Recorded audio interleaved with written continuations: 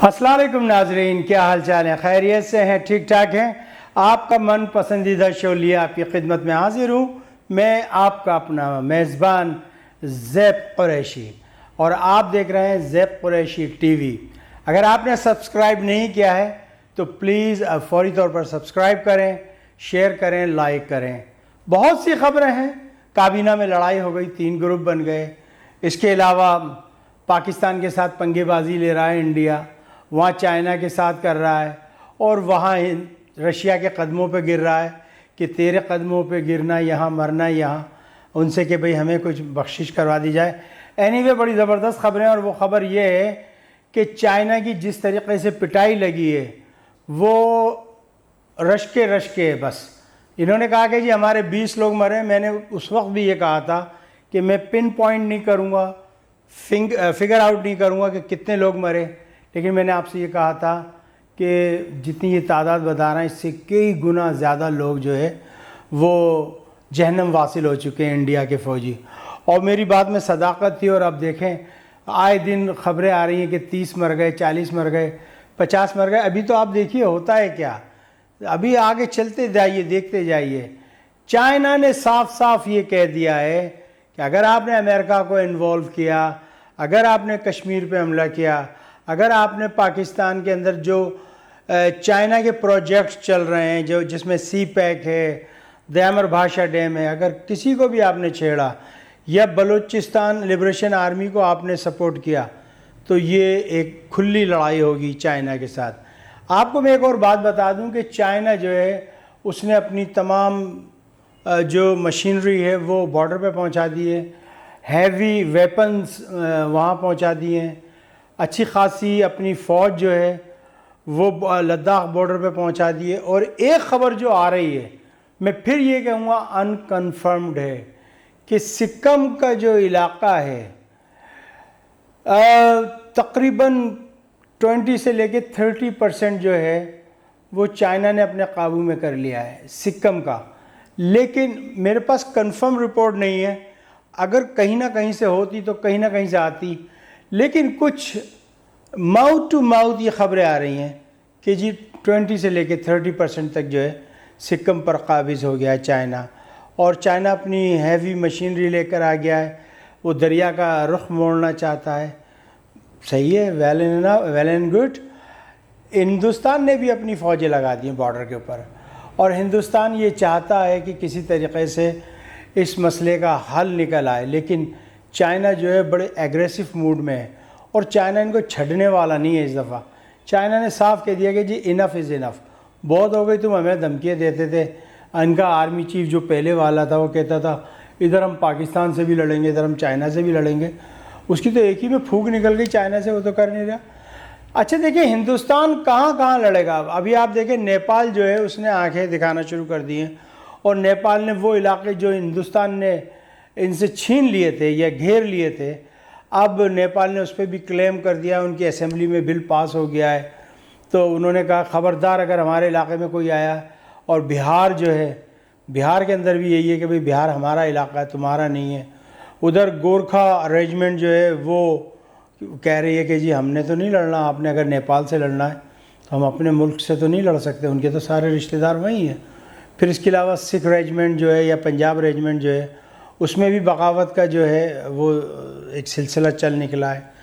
اچھا ایک سب سے بڑی خبر یہ دوں میں آپ کو کہ ہندوستان نے پاکستانی سفارتکاروں کو نکل جانے کا حکم دیا 1 ہفتے کے اندر، اور کچھ اطلاعات تو یہ بھی ہیں کہ ادھر ہندوستان نے اپنی فضائیہ کو تیار رہنے کا حکم دیا ہے، اور یہاں پاکستان کی فضائیہ بھی تیار ہے۔ اللہ تعالیٰ کے حکم سے ہماری نیوی بھی تیار ہے، اور ہمارے کچھ جہاز جو ہیں وہ خفیہ مقامات پر پہنچا دیے گئے ہیں۔ اب آپ یہ سمجھیں کہ کچھ جہاز خفیہ مقامات پر کیوں پہنچائے گئے ہیں، تو سمجھنے میں آنے والی بات ہے، بالکل کیوں پہنچائے گئے ہیں۔ اب میں منہ سے تو نہیں کہہ سکتا، سب بات منہ سے تو نہیں بتا سکتا، کچھ آپ بھی تو سمجھیں کہ کیا ہو رہا ہے۔ مودی کی اتنی زبردست نکاتی ہو رہی ہے کہ بے تحاشا، اور مودی کو جو ہے اب مودی نہیں کہتے بلکہ اس کو نریندر مودی کی جگہ اس کو کہہ رہے ہیں سرنڈر مودی۔ یہ راہل گاندھی نے ان کا نام نکالا ہے سرنڈر مودی، تو میرے خیال میں اگر ہم اس کو آج کے بعد سرنڈر مودی کہیں تو زیادہ بہتر ہوگا، جس کا 56 کا سینہ تھا جو سکڑ کے 36 سے بھی 24 پہ آ گیا ہے، 24 سے بھی 14 پہ آ گیا ہے۔ تو یہ سرنڈر مودی جو ہے اس کا ولد علمہ ہونے والا ہے، ختم ہونے والا ہے۔ راج ناتھ نے آج ایک بات کہی ہے جو ان کے وزیر دفاع ہیں اپنی فوجیوں سے، کہ کوئی بھی چائنیز نظر آئے اس کو وہیں دیکھتے ہی گولی مار دیں۔ تو کیا چائنیزوں نے چوڑیاں پہنی ہوئی ہیں؟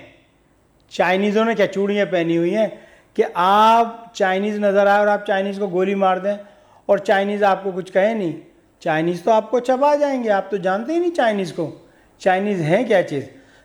اور ساتھ میں ساتھ آپ کہتے ہیں کہ جی ہم پاکستان سے بھی لڑیں گے، آپ ایک نیپال سے تو لڑ نہیں پا رہے، آپ سکم میں تو اپنی فوجیں داخل کر نہیں پا رہے، آپ بنگلہ دیش سے تو پنگا لے نہیں پا رہے، تو آپ ایک نیوکلیئر اسٹیٹ کے ساتھ لڑیں گے؟ میرے خیال میں آپ احمقوں کی جنت میں رہتے ہیں۔ آپ کے پاس اگر 12-13 لاکھ فوج ہے تو 7-8 لاکھ ہمارے پاس بھی ہے، اور اس سے زیادہ ہمارے پاس ریزرو ہیں، اور سب سے بڑی بات یہ ہمارے پاس جہاد فی سبیل اللہ پر لڑنے والے اللہ کے مجاہدین بہت زیادہ ہیں۔ تو آپ کیا سمجھ رہے ہیں؟ اگر ایک جہاد کی کال ہم دیتے ہیں تو پورا پاکستان اپنے دفاع کے لیے کھڑا ہو جائے گا، پورا پاکستان، اٹ ڈزنٹ میٹر اس میں ہندو، سکھ، عیسائی، کرسچن، پارسی، مسلمان، سب ایک ساتھ، چونکہ یہ وطن ہمارا ہے، اور ہمارے وطن کے اوپر کوئی اٹیک کر کے دیکھے اس کا ہم منہ توڑنا جانتے ہیں بہت اچھی طریقے سے۔ صاحب پھر اس کے علاوہ بات یہ ہے کہ ان کو ایکسپوز کرنے کی ضرورت ہے، بلکہ ہم کیا ایکسپوز کریں، اچھے خاصے ہو گئے۔ OIC نے بھی کہہ دیا ہے کہ بھئی یہ جو کشمیر میں ظلم ہو رہا ہے یہ بہت غلط ہو رہا ہے، لیکن اتنا میں یہ بتا دوں کہ انشاءاللہ تعالی وہ دن دور نہیں جب کشمیر آزاد ہوگا، اور وہ دن آ گئے، بہت قریب آ گئے کہ اب کشمیر آزاد ہوگا۔ میری درخواست ہے اپنے فوجیوں سے، اپنے گمنام ہیرو سے، کہ پلیز غداروں پہ نگاہ رکھیں جنہوں نے کشمیر کی بربادی میں بڑھ چڑھ کر حصہ لیا، جیسے کہ فاروق عبداللہ ہے، جیسے کہ اور دوسرے لیڈر ہیں، اس کے علاوہ ایک دو وہاں شیعہ لیڈر ہیں ہندوستان میں جنہوں نے پاکستان کو برا بھلا کہا، جیسے جاوید اختر ہیں، اور بہت سے ایسے لوگ ہیں جنہوں نے پاکستان اور مسلمانوں کے خلاف بڑا کام کیا ہے۔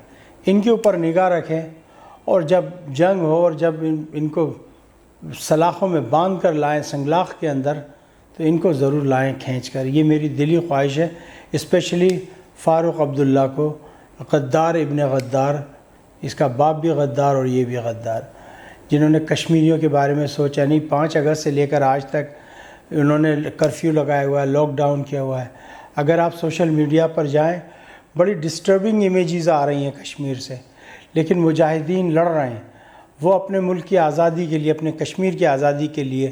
جو کشمیری لڑکے ہیں وہ اس وقت سینہ سپر ہو گئے ہیں، وہ لڑ رہے ہیں، وہ ڈٹے ہوئے ہیں۔ انشاءاللہ تعالی وہ دن دور نہیں جب کشمیر فتح ہوگا، اور ادھر لداخ کے اندر انشاءاللہ بہت جلدی آپ دیکھیں گے سیاچن گلیشیئر۔ اور کارگل تو 71 کی جنگ سے پہلے پاکستان کا علاقہ تھا، 71 میں انہوں نے اس کو ہتھیایا ہے، تو جب بھٹو نے معاہدہ کیا تو کارگل چھوڑ دیا تھا، تو کارگل ہمارا علاقہ ہے، یہ نہیں بھولنا چاہیے۔ اور سکم کبھی بھی ہندوستان کا حصہ نہیں تھا، یہ یاد رکھیے گا۔ سری لنکا ہمارے ساتھ ہے، نیپال ہمارے ساتھ ہے، ایک مالدیو مسلمان اسٹیٹ ہے جو انڈیا کے ساتھ ہے، لیکن باقی تمام ممالک جو ہے وہ چائنا اور پاکستان کے ساتھ ہیں۔ بس آج اتنا ہی۔ اگر دوران پروگرام کوئی خطا، کوئی غلطی، معافی کا خواستگار، زبان پھسل سکتی ہے۔ اگر آپ نے ہمیں سبسکرائب نہیں کیا تو پلیز ضرور سبسکرائب کر لیجئے، اور اگر آپ نے لائک نہیں کیا تو لائک کر دیں، اور اس بات کو ماؤتھ ٹو ماؤتھ پہنچائیں۔ دیکھیں اگر آپ سبسکرائب نہیں کریں گے تو ہمیں آکسیجن نہیں ملے گی، اور ہمیں جب آکسیجن نہیں ملے گی تو ہم چل نہیں سکتے، ہم ایک پل بھی آگے نہیں بڑھ سکتے۔ تو اس لیے ہمیں آپ کی ہیلپ کی ضرورت ہے۔ ہمیں ایٹ لیسٹ 1000 سبسکرائبر چاہیے، لیکن ہمیں ابھی تک اتنے سبسکرائبر مل نہیں پائے۔ لیکن پلیز آپ کوشش کریں، آپ دیں، اپنے دوستوں کو آگاہ کریں پلیز۔ مجھے اجازت دیجیے گا، اپنا خیال رکھیے گا۔ السلام علیکم ورحمۃ اللہ وبرکاتہ۔